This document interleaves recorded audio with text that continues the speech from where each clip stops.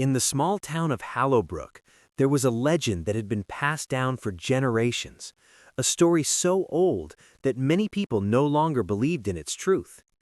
It was said that there existed a mysterious clock in the heart of the town, a clock unlike any other.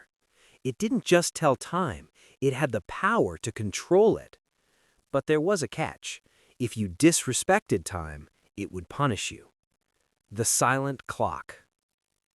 Elliot was a young man who had always dismissed the old tales as nothing more than fanciful stories meant to scare children. He had little patience for superstition. Life, he thought, was about seizing opportunities, taking what you could and making your own destiny. Time was just a tool, a concept that didn't need reverence. He had big dreams. He wanted to own his own business, a cafe perhaps, or maybe a bookstore. He worked tirelessly, sometimes at the expense of his personal life. He was the type to stay up late, working on ideas, pushing himself past exhaustion. But time? He never gave it a second thought. It was always just there, something he could bend to his will. One chilly autumn evening, while walking home from his job at a local diner, Elliot passed the town square where the legendary clock stood.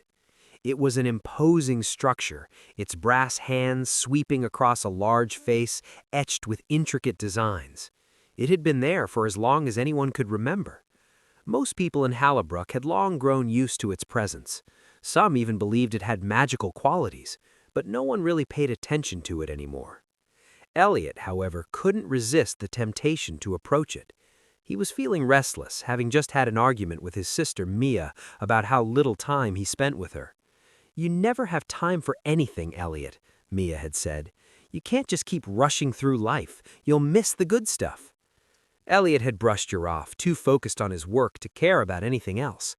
But now, in the cold quiet of the evening, his irritation with her words began to gnaw at him. He stared at the clock, its hands frozen at a peculiar time, 3 minutes past midnight. It was odd. Clocks didn't just stop. But before he could think much about it, the air around him shifted and the sound of ticking echoed, a rhythmic thrum that seemed to come from the depths of the earth itself. It was then that he heard a voice, low and steady, as if it came from the clock itself. "Do you respect time, young man?" Elliot's heart skipped a beat, and he looked around, but there was no one there. The town square was empty, the only light coming from the dim street lamps lining the cobbled streets. "Who's there?" he called out, his voice echoing in the stillness. "Do you respect time?" the voice repeated, this time louder, more insistent. Elliot's curiosity overpowered his initial fear. He stepped closer to the clock, its cold metal surface gleaming in the moonlight. "I respect time," he said with a smirk. "It's just something I use, like everyone else." The voice hummed, a deep, resonant sound that seemed to vibrate through the very ground beneath his feet. "Time is not a tool for you to command. It is not something to be wasted or taken for granted. You do not own it. Time owns you." Elliot scoffed, shaking his head. "You've got it all wrong. Time is just a number, something to measure progress. I make my own destiny. Time doesn't control me." There was a sudden silence, the kind that hangs in the air just before a storm. Then the clock's hands began to move, but not in the usual fashion. They spun backwards, erratically, until they stopped. The air seemed to crackle with energy. "Then learn what it means to disrespect time," the voice said, now sharp, almost warning. "If you will not respect it, I will show you." Before Elliot could respond, the world around him started to blur.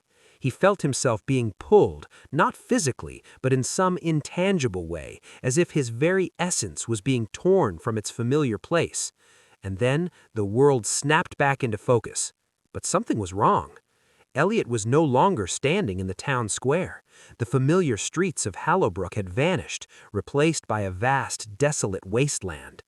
The sky above was an unyielding gray, and the land beneath him was cracked and dry, as if it hadn't seen rain in years. He tried to call out, but his voice sounded distant, as if it were coming from somewhere far away. He turned around only to find that the town square had disappeared. There was no sign of the clock, no sign of Hallowbrook at all. Panic set in. "Where am I? What is this?" he whispered to himself, his voice shaking. "You are in the place where time has no meaning," the voice replied, echoing around him. "Here, time stretches and contracts at will. It has no master. It is not yours to command." Elliot felt a strange pressure in his chest, as though the air itself was thick with unfulfilled moments. He looked around and the landscape shifted. Now a bustling cityscape appeared before him, people hurrying by, their faces blurring like the speed of a clock's hands.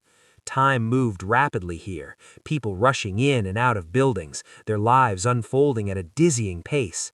He saw flashes of faces, friends, family, strangers, and he realized they were all living their lives, but they were all too busy, too preoccupied to notice him. He tried to call out to them, but no one stopped. Time, in its relentless motion, carried them forward, and Elliot was powerless to keep up. He tried to run, to make sense of this madness, but the world kept changing around him.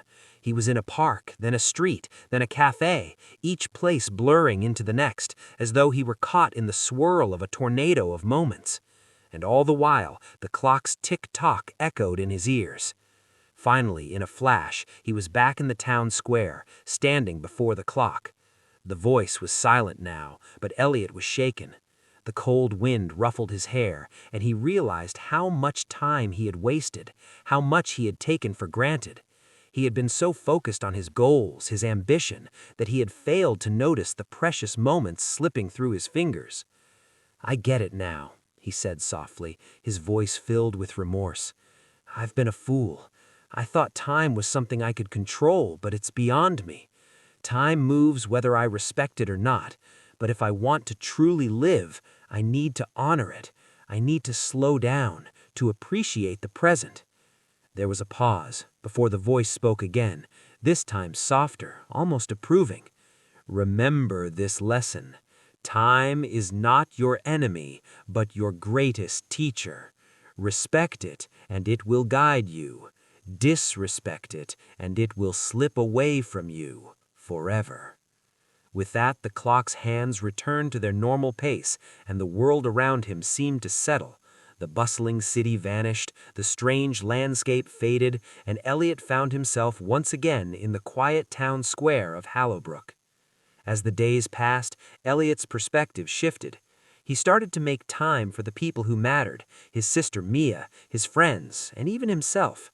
He learned that while time could never be controlled, it could be cherished. He learned to balance ambition with presence, to work hard but never lose sight of the beauty in the moments that made life worth living. The clock in the town square remained, a silent sentinel, reminding all who passed that time was both fleeting and precious. And Elliot, once a man who thought he had all the time in the world, now understood that time, in all its forms, was not something to be taken for granted. It was something to be respected. And so the legend of the clock lived on, as it always had, teaching those who would listen the most valuable lesson of all, that time, once lost, can never be regained.